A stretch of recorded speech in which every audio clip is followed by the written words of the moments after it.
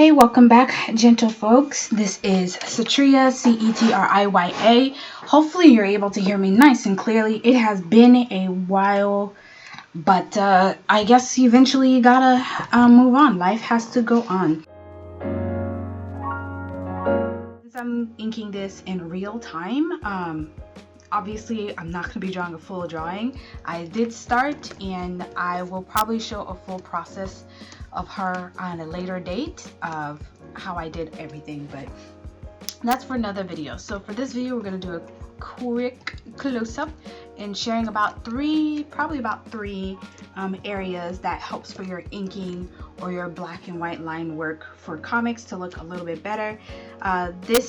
I do come from more of a manga style background, so perhaps this works mostly for black and white comics, but a lot of North American comic book art styles, I tend to love looking at their pages without the colors. So I would say, bonus tip, always look at as many artist styles as possible, and from there just compare your artwork. So I'm going to give you some general thoughts about inking, and perhaps later on I will talk about where you can, or how you're able to find inspiration or study from other people. So got your artwork here, and I am inking in Photoshop, but the tools that I'm using is not really in importance. It's whatever program that is able to give you from thick to thin is basically, that's what you're going to use, because that's all I'm using is just a basic hard edge brush. Yeah, just a basic thin to thick hard edge brush, nothing special about it. And after that, if you're doing it by hand, if you know how to use a nib, or if you don't mind layering with technical pens, you can do that too. So normally, we're going to start off here is the fact that for a lot of comic art illustrations, you got to be able to go from thin to thick, and that's usually called a variation of line weight, whereas this here would be a single weight. It's just thin. It doesn't get thick or thin. It's not curvy at all, whereas this one goes light to thick. Let me go a little closer so you guys can see it. Thin, just one line weight, or the other way, one thick line weight, and this one it goes from thin to thick. And for most part, if you're using a nib or just a digital tool that can do that, you're basically pressing from light and then heavy and stuff. And so it's something that you practice to get used to controlling your hands from going thin to thick to thin to thick to thin to thick kind of thing. And that sounds very funny, but yeah, that's just something over time you get better at. And if you're using a digital media like I'm doing right here in Photoshop, you could always correct yourself. So for example, we have this thick line right here, and I can just go ahead and either erase some of the edge to make it come thin, like so, or I could layer it. I can keep layering it till I get one side as thick as I need it to be. And again, that's just, time over time. Hope, you get used to it. It's practice. So it's not complicated. It just takes practice. So for you guys, I started inking this in a manner that is not natural to me, because I'm so used to going from thin to thick at just the use of my hand, that trying to do this tutorial for you guys was definitely something for me. So what I tried to do is try to give my line a same or no thin to thickness as much as possible, and then halfway through I realized that this is not how I ink at all. So I'm just gonna go ahead, just for comparison's sake. You can see how thin. This is almost like animator's quality. So a few times in the past I've had some animation commissions, and they want this kind of quality of line work. So I'm going to pull this out to the side for you guys so you can see a comparison. Actually, instead, because remember, this is real time, I'm going to attempt to do this. Just changing this out. Don't worry about me touching like menus. Just use whatever hard brush that you're used to. Okay, let me do this. Yeah, there you go. So this is without any kind of line weight in here. So we're just gonna go ahead and add some lines, which is actually a style in and of itself. I've noticed quite a bit of webcomics are having that right now. So let's just go ahead.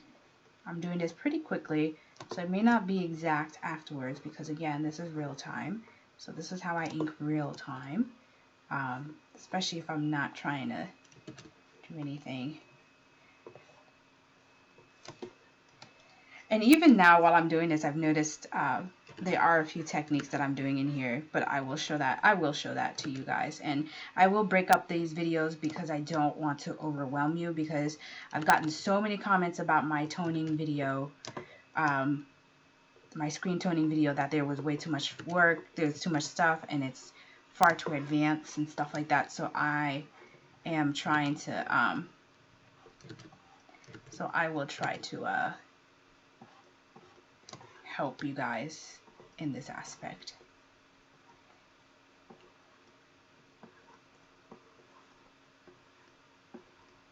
Okay. All right. I am done with this. I think that's it. I think that'll be it for this. And I'm actually quite much enjoying this kind of. There you go. There you go. There you go. We're done. All right. So we're gonna put this to the side. I'm zooming in real quick, and here you got our girl right here with relatively one thickness. There is no extra stuff. So going from thick to thin, as I'd mentioned, for those of you who probably only have like microns and you can't go from thick to thin, you can't go from thin to thick. I could get it to there. You can't do that. What you probably have already noticed, that it kind of look aesthetically pleasing, and that's because you're layering your lines. So that's how you can add the thickness, is by layering. The only difference is that the ends right here, and I'm trying to get as zoomed in as possible for you guys, it'll always end at a blunt edge right here. So there's nothing really, and I'm going to change another color for you guys, this blunt edge right here, there's nothing really that you can do with that with the micron pens, whereas this one starts to fade out, and that almost giving it a broken line. But perhaps you want a hard blunt edge for coloring, or that's just might be just a style that you like for your comics. But again, you can see there's like really just hard blunt edges here. And then when you layer it, you get yourself a beautiful corner. So again, you can just have the same thing and then just take your time in layering your line work and then vary it out. And there you go. You can kind of fake line weight by just adding more to it. It may not give you the most cleanest line, but it will work, especially if you're starting out, because that's just one of the pieces of the puzzle for developing really pretty line work. And as I said, I'm not super the best, but as you go on, you'll get better and better, and hopefully it will be something, not hopefully, but of course after so many hours, you'll be able to do something pretty decent. So now I'm going to turn back on my options reel here. For those of you with a nib, like I said, I'm so used to this. It's just been magnificent for me. So what happens when you just use that thin to thick line work? One of my favorite things to work on is, of course, hair and fabric. So I'm trying to go real delicate here, so it'll look more like the texture of the hair. And I don't have to spend, and as you get better at doing this, you don't have to spend so much time trying to layer in lines. You'll just do one or two clean strokes and end up with beautiful lines. So here is me going to do that for you.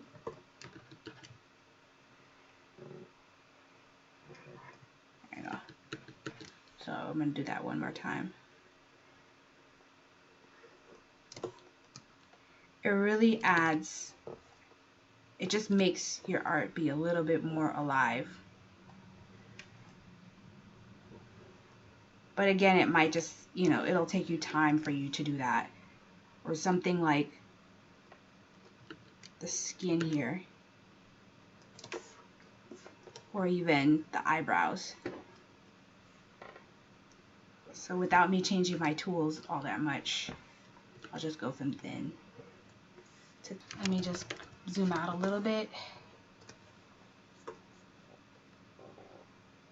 So you can already see, and I know there's like some drawing mistakes I'm going to go back into, but you can already see from just the line of the hair going from thick to thin here over time, especially when you get into toning, it'll give you a lot more depth, a lot more weight, and just a lot more visual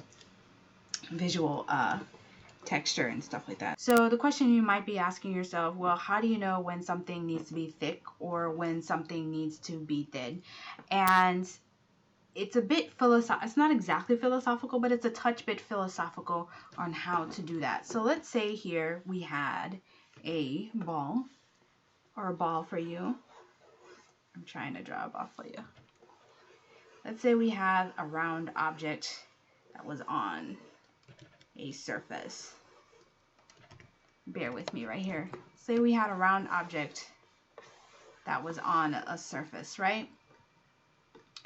And then say your light was coming from here. And this is why I'm going to have to definitely break up some of this thing, because now you'd be like, how do you know about light sources and stuff like that? And this is the reason why a lot of tutorials use an example of either a square or a ball, because it's a simple shape. And going off with simple shapes is just so much easier. So let's say we had the light over here, and I won't go into too much detail about the light things, but basically something farther away will be a thinner light. Where the light hits it, where the light hits the most is thin.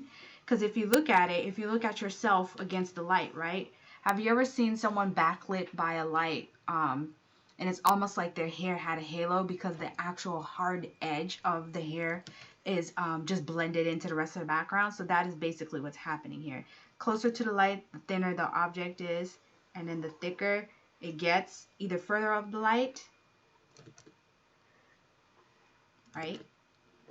And my horrible crappy drum ball, either further away from the light. And then the other thing that's going on around here is that whenever you have something overlapping, it's much thicker. So let's do those two examples where it depends on light and where it is dependent on things that overlap, right? Okay, so light. What would be a good spot? I think folds in here are probably like one of the best parts to really tell when something needs to be things. So let's do this here. This is the folds of her shoulder. So right now I'm just going to do a very small lightweight here. Since this is a thin fabric, we're just going to keep it simple so that way you guys can see and understand what's going on. You have some overlapping folds here. Okay. I'm going to make this even lighter. I tend to ink pretty lightly. So, okay, and then we have underneath her arm here. There you go. We got some metal and stuff like that. So, here you go. So now we have a pretty, just a simply inked stuff, and from there I'm going to go ahead, I'm going to turn off the under layer because I don't need it. From there I'll show you the two examples that I was talking about, and that is here, right? Here is where we're going to be having the light coming from, right? Somewhere in this direction. So off the bat I already know that this line is probably a little bit too thick, so let's just erase it some. And then let me just make it nice and thin, real thin. There you go. Now, since the light is coming from up top here, obviously these here on the bottom will be a little bit thicker. And since this here is overlapping with her shoulders, we could even make it a little bit thicker. And this is not a hard, fast rule. This is more of a general rule. So how thick you want to make it is all up to you. on what it looks balanced. I think over time, once you read enough comics and study artwork, you'll start to notice. And then more advanced people will understand that the thickness of the line will depend on not just light, but how intense the light is and how heavy the weight is and what's the texture of the material. But like I said, I want to keep these things relatively small and short videos and just slowly build on your knowledge, because I don't want to make the mistake that I did with my toning video where it was 30 minutes long and it's like I just dumped so much information on you. So here you go. Again, I'm going to just thicken this out here. And like I said, normally I would just go ahead and do that line weight with just one stroke instead of building it like I'm doing here. But for the sake of you guys, I will do that. And here is where you're having overlap. Is overlap.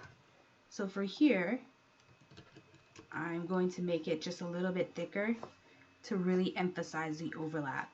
And the style of which you make the overlapping materials thicker, it depends on you. And it's, again, like I said, you look at your masters. At least the way I'm learning is that you look at your masters and then you do that. So here's another, right here is another overlap.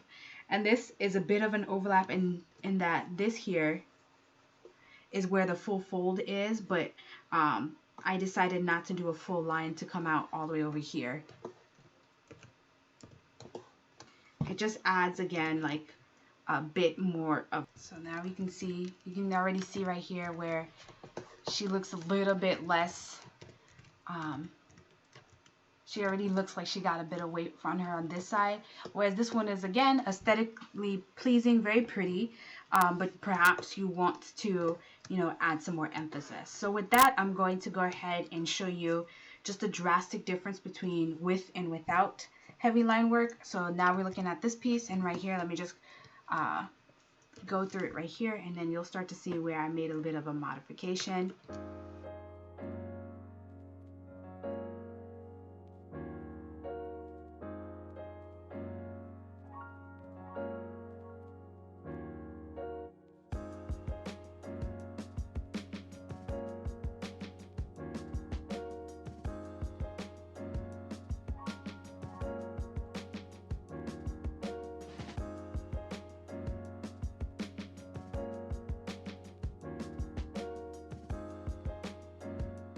I'm not going to go too far with this anymore because I think this took up enough time.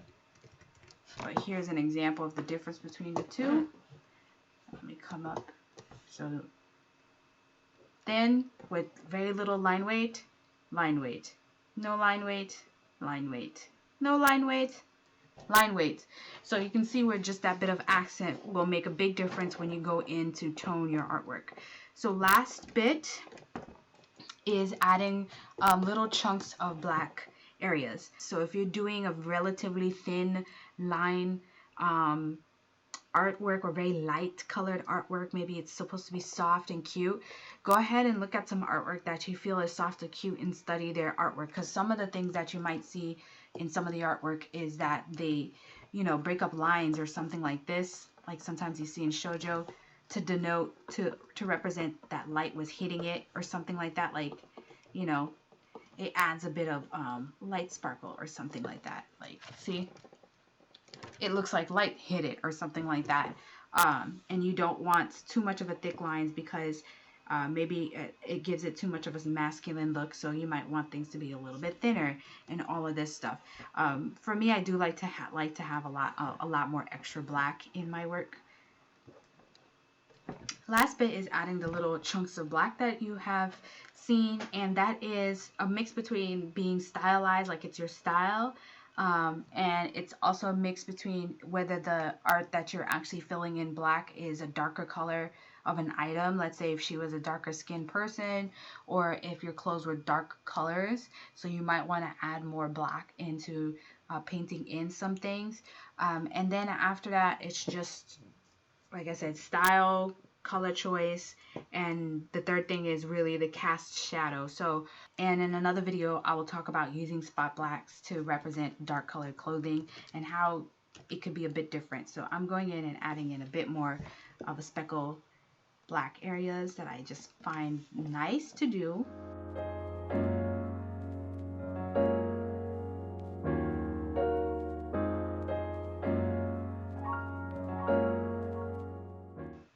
So here's a good example again. Since I know that the light is coming from that direction, from this direction,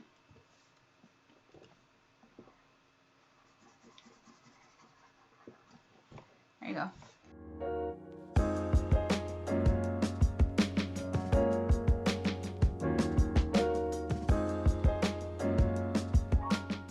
Like I said, this is going to be pretty messy, but hopefully this makes sense to you guys. But here's just to show you an example without the thick parts, without the maybe it's better to get zoom in. Okay, so here you go. As I was saying, this is with the black in filled in parts.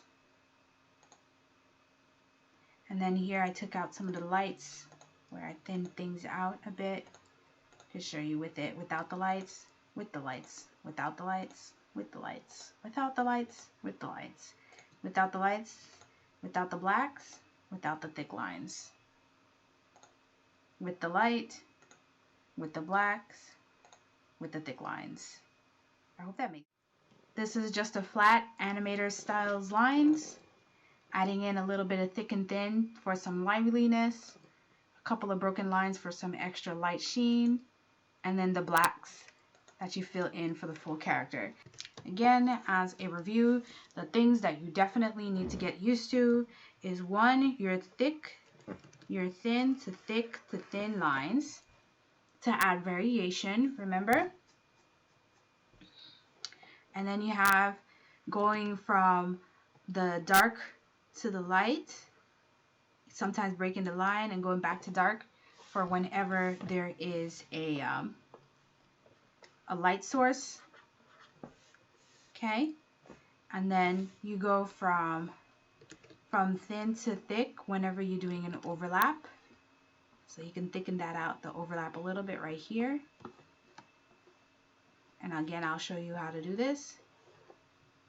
Overlap. See? Overlap. And of course, whenever you're doing your spot blacks, so from thin to thick, thin, thick, thin, right here, and then you do your extra black fill.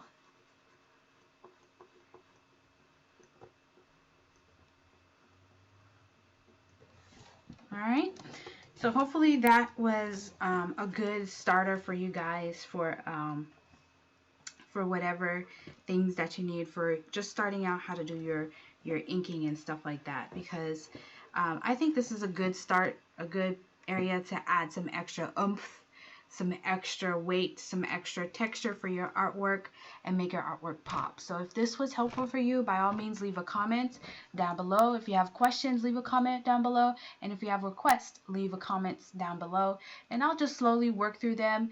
And I'll also break down some of my past how-to videos now that I've gotten more feedback and understanding what you guys need and what you actually find interesting in my artwork that is worth sharing. If you're new to this channel, welcome. And if you're interested in seeing those past videos, I'll link to my toning video, so that way you can at least get a sense of what I'm able to do and what I need to break down. And hopefully you guys found this interesting. All the best. Keep positive as best as you can, realistically speaking. Try to keep busy. I've noticed more people are starting to post more back online